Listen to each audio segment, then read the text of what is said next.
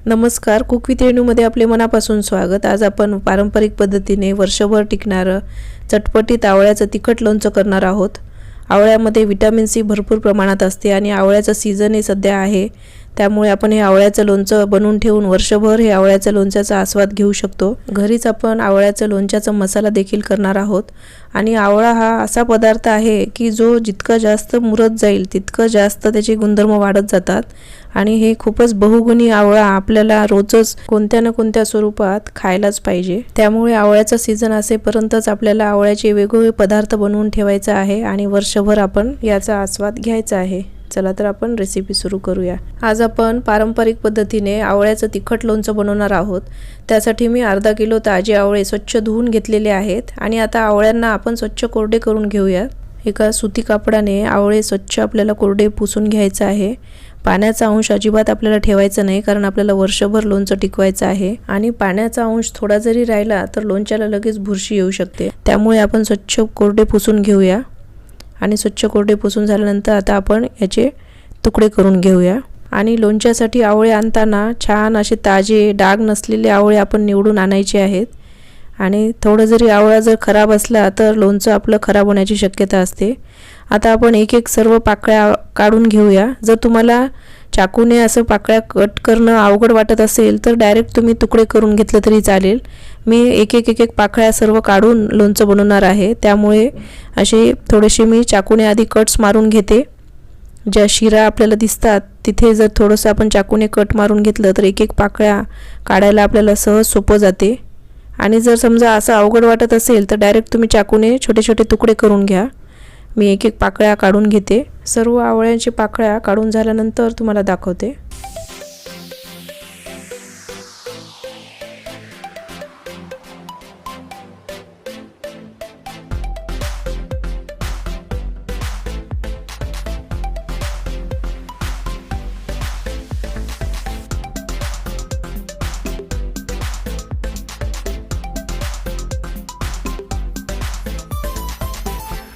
अशा प्रकारे सर्व मी आवळ्याची पाकळ्या काढून घेतलेल्या आहे आणि समजा हे पाकळ्या अजून तुम्हाला मोठे वाटत असले तर याचे अजून तुम्ही 2 तुकडे करू शकता। मी मोठेच तुकडे ठेवलेले आहेत। आता हे आवळ्याच्या फोडी मी झाकून ठेवते आणि लोणच्याचा मसाला आपण तयार करूयात। आणि आज आपण घरीच मसाला तयार करून लोणचं बनवणार आहोत। लोणच्याच्या मसाल्यासाठी लागणारे साहित्य मी सर्व काढून घेतलेले आहेत। अगदी मोजकेच साहित्य आज आपण वापरणार आहोत। सर्वात अगोदर 1 चमचा मेथीदाणे मी भाजून घेत आहे। मेथीदाणे थोडंसं गुलाबीसर आपल्याला भाजून घ्यायचं आहे आणि थोडंसं गुलाबीसर रंग आला की मग मेथीदाणे आपल्याला काढून घ्यायचं आहे। अशा प्रकारे हे भाजून घेतलेलं आहे। आता आपण 7-8 काळी मिरी भाजून घेऊया। तिखटपणासाठी काळी मिरीचा वापर मी केलेला आहे आणि थोडंसं परतून झालं की आपण हे काळी मिरी साईडला करून घेऊया आणि आता आपण हे थंड करून घेऊया।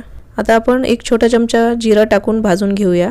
जिरा सुद्धा अगदी थोडा वेळ आपल्याला परतून घ्यायचा आहे। खूप जास्त आपल्याला जिरा करपवायचा नाही। थोडासा हलकासा रंग बदलला की आपण जिरा साईडला करून घेऊया आणि आता हे तिन्ही आपण थंड करून घेऊया। थंड झाल्यानंतर आता आपण हे बारीक वाटून घेऊया। अगदी बारीक पूड आपल्याला करून घ्यायचं आहे अशा प्रकारे। आता मी जाड मोहरी अर्धी वाटी कढईत टाकून घेतलेला आहे। आज माझ्याकडे मोहरीची डाळ अवेलेबल नव्हती, त्यामुळे मी मोहरीची डाळ घरी तयार करणार आहे। जर तुमच्याकडे रेडीमेड मोहरीची डाळ असेल तर तुम्ही डायरेक्ट मोहरीची डाळ वापरा। आज माझ्याकडे मोहरीची डाळ अवेलेबल नाही आहे, त्यामुळे मी मोहरी थोडंसं परतून घेतलेलं आहे आणि खूप जास्त आपल्याला भाजून घ्यायचं नाही, अगदी थोडंसं हलकंसं गरम करून घ्यायचं आहे आणि नंतर असं वाटीच्या साहाय्याने मोहरीला दाब द्यायचा आहे, म्हणजे वरची जी साल असेल तर ती आपोआप लूज होते। मोहरीची वरची साल पटकन निघण्यासाठी मिक्सरला मी एकदा पल्स करून घेते, म्हणजे पटकन हे आपल्याला काढता येईल। एकदा पल्स करून आपल्याला फिरवून घ्यायचं आहे आणि आता आपण हे पाखडून घेऊया। मी ताटामध्येच आता हे पाखडून घेते। जर तुमच्याकडे सूप असेल किंवा परात असेल तर त्याचा वापर तुम्ही करू शकता। असं पाखडून घेतल्यामुळे मोहरीच्या वरची जी साल आहे ती आपोआपच सेपरेट होते आणि आपल्याला मोहरीची डाळ भेटते। आता मी हे पूर्ण मोहरीची डाळ तयार करून घेते आणि मग तुम्हाला दाखवते। हे पहा, मोहरीची डाळ मी बनवून घेतलेलं आहे। जर तुमच्याकडे रेडीमेड डाळ असेल तर ती रेडीमेड डाळ तुम्हाला वापरायचं आहे। आता मी कच्ची मोहरी एक अर्धी वाटी वाटून घेणार आहे। ही मोहरी अशीच कच्चीच आपल्याला वाटून घ्यायचं आहे आणि अगदी फाईन वाटून घेतलेलं आहे, बारीक पूड करून घेतलेलं आहे। आता आपल्याला लोणच्यासाठी फोडणी तयार करून घ्यायचं आहे। त्यासाठी मी कढईमध्ये 1 वाटी तेल टाकून घेतलेलं आहे आणि तेल छान गरम झाल्यानंतर अर्धा चमचा मी जिरा टाकून घेतलेला आहे आणि जिरा तडतडल्यानंतर अर्धा चमचा मी बारीक मोहरी टाकून घेतलेला आहे आणि बारीक मोहरी तडतडल्यानंतर मी 1 पाव चमचा मेथीदाणा टाकून घेतलेला आहे। मेथीदाणे छान तांबूस रंगावर आपल्याला करायचं आहे। आता मी गॅस बंद करून घेतलेला आहे आणि फोडणी पूर्णपणे कोमट आपल्याला करून घ्यायचं आहे आणि कोमट झाल्यानंतर आपण वाटलेला लसूण टाकणार आहोत। मी 1-2 लसणाचे गड्डे बारीक असं वाटून घेतलेले आहे खलबत्त्यामध्ये आणि आता हे वाटून घेतलेलं लसूण मी टाकून घेत आहे। अंदाजे 2 चमचे आहे हे लसणाचं वाटण। खूप जास्त असं फाईन मी वाटून घेतलेलं नाही आहे आणि तेलही आपलं हलकं कोमटच आहे। वाटलेलं लसूण टाकल्याने लोणचं छान टेस्टी बनते। गरम गरम तेलात आपल्याला हे लसणाचं वाटण टाकायचं नाही, नाहीतर लसूण पूर्ण करपून जाईल। आता आपण लाल तिखट टाकून घेऊया। अर्धी वाटी लाल तिखट मी टाकलेलं आहे आणि अर्धा चमचा हळद टाकलेलं आहे। आता हे हळद आणि लाल तिखट आपण मिक्स करून घेऊया। आधीच तेलामध्ये लाल तिखट टाकल्यामुळे लोणच्याला कलर खूप छान येते आणि नंतर मग आता आपण वाटून घेतलेले सर्व मसाले एक एक टाकून घेऊया। आता सर्वात अगोदर मी लसूण टाकून घेतलेला आहे। अख्खा लसूण आहे, अंदाजे 2 छोटे लसणाचे गड्डे आहेत। आता हे लसूण टाकणं ऑप्शनल आहे, पण लसूण लोणच्यामध्ये खायला मस्त लागते। आता आपण मोहरीची डाळ टाकून घेऊया। अर्धी वाटी मोहरीची डाळ टाकलेली आहे, जे मी घरीच बनवून घेतलं होतं आणि आता वाटून घेतलेले सर्व मसाले आपल्याला एक एक टाकून घ्यायचा आहे। आता लोणच्याला कलर छान येण्यासाठी 1 चमचाभर काश्मीरी लाल मिरची पावडर मी टाकून घेतलेला आहे आणि चवीनुसार मीठ आपल्याला टाकून घ्यायचं आहे। अंदाजे 1 अर्धी वाटी मीठ मी टाकून घेतलेलं आहे आणि आता आपण हे छान मिक्स करून घेऊया।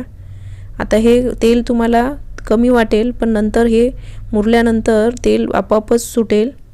कमीत कमी तेलाचा वापर करून आज मी लोणचं बनवत आहे, त्यामुळे मी तेलाचा वापर जास्त केलेला नाही आहे। आता आपण अर्धा लिंबाचा रस पिळून टाकूया। लिंबाच्या रसाने मस्त चटपटीत आपलं लोणचं तयार होते आणि लिंबू प्रिझर्वेटिव्हचंही काम करते। तुम्हाला जर जास्तीचं तेल चालत असेल तर तुम्ही तेल वाढवू शकता, पण मी फक्त 1 वाटीच तेल टाकलेलं आहे। मसाले छान तेलामध्ये मिक्स करून झाल्यानंतर आवळ्याच्या फोडी आपल्याला टाकून घ्यायचं आहे आणि आता हे आवळ्याच्या फोडी आपण छान मिक्स करून घेऊया। आणि आता हे आवळ्याचं लोणचं मुरण्यासाठी 8 दिवस तरी आपण हे बाहेर ठेवलं तर लगेच आपल्याला हे आवळ्याचं लोणचं खाण्यासाठी तयार होईल।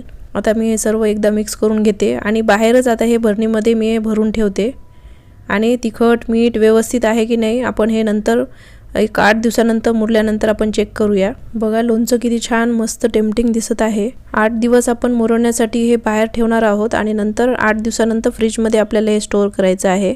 ज्या भरणीत आपल्याला लोणचं स्टोअर करायचं आहे ती भरणी स्वच्छ धुवून पुसून कोरडं करून आपण उन्हात थोडा वेळ ठेवायचं आहे। भरणीला ऊन दिल्यामुळे लोणचं आपलं अजिबात खराब होत नाही आणि 1-2 वर्ष आरामात टिकते। अर्धा किलो आवळ्याचं 1 छोटी भरणी भरून लोणचं झालेलं आहे आणि आता हे फोड्या थोडं चमच्याने दाबून दाबून आपल्याला भरायचं आहे, म्हणजे 8 दिवसानंतर असं तेल सुटेल। बघा असं फोड्या दाबून दाबून भरल्यामुळे तेल साईडने छान सुटलेलं आहे आणि 8 दिवसानंतर असं तेल सेपरेट झालेलं तुम्हाला दिसेल।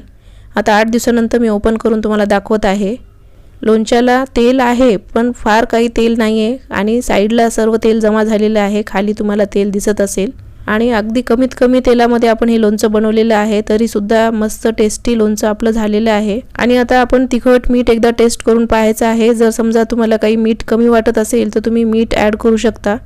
मला तर हे व्यवस्थित वाटत आहे। आवळ्याचं लोणचं पहा किती छान मस्त टेस्टी बनलेलं आहे आणि हे खाण्यासाठी तयार आहे, कारण 8 दिवस आपण हे बाहेर ठेवलं होतं। आता 8 दिवसानंतर हे फ्रीजमध्ये आपण स्टोअर करायचं आहे आणि लोणचं शक्यतोवर आपण काचेच्या भरणीतच स्टोअर करायचं आहे, जेणेकरून लोणचं टिकण्यास मदत होते। फक्त खाण्यापुरतं थोडंसं आपण साईडला डब्यात भरून ठेवायचं आणि बाकीचं लोणचं आपण फ्रीजमध्ये ठेवायचं आहे। आणि लोणचं फ्रीजमधून काढते वेळी आपण ओला चमचा अजिबात वापरायचा नाही। आणि अशा प्रकारे पारंपरिक पद्धतीने आवळ्याचं लोणचं आपलं बनून रेडी आहे आणि खूपच टेस्टी लोणचं बनलेलं आहे। तुम्ही पण एकदा नक्की ट्राय करून पहा आणि आवळ्याच्या लोणच्याची रेसिपी तुम्हाला कशी वाटली कमेंट करून नक्की सांगा आणि रेसिपी आवडल्यास लाईक शेअर सबस्क्राईब करायला विसरू नका आणि रेसिपी पाहिल्याबद्दल खूप खूप मनापासून धन्यवाद।